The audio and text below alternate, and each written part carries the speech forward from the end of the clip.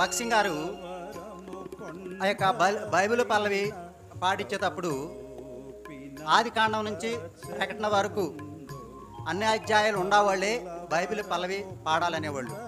లేకపోతే కీర్తన 119 అధ్యాయంలో 176 వచనాలు ఉంటాయి, అన్నిసార్లు చిక్కుపడాలని చెప్పేవాడు. మద్రాసులో మీటింగులు పెడితే మద్రాసులో ఆయన ఖండితంగా చెప్పేవాడంట, మీరు ప్రతి ఒక్కరూ బైబిల్ ఉండాలని.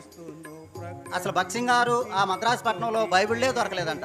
ఎందుకంటే ప్రతి వారు చేతిలో బైబిల్ ఉండాలి చెబితే బైబిల్ ప్రింట్ చేసేవాళ్ళు బైబిల్ అందించలేకపోయినారంట. ఎందుకంటే నేను 1982, 83లో నేను కాన్వకేషన్కి వెళ్ళాను.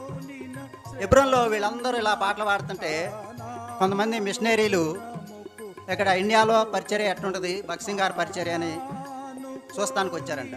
వస్తే ఆ యొక్క వీళ్ళందరూ బైబిల్ పైకెత్తి అన్ని రకాలుగా 3 రకాలైన భాషలతో బైబిల్ పల్లవి పాడుతుంటే మిషనరీలు అన్నారంట, పరలోకము ఇక్కడే ఉంది అని చెప్పారంట.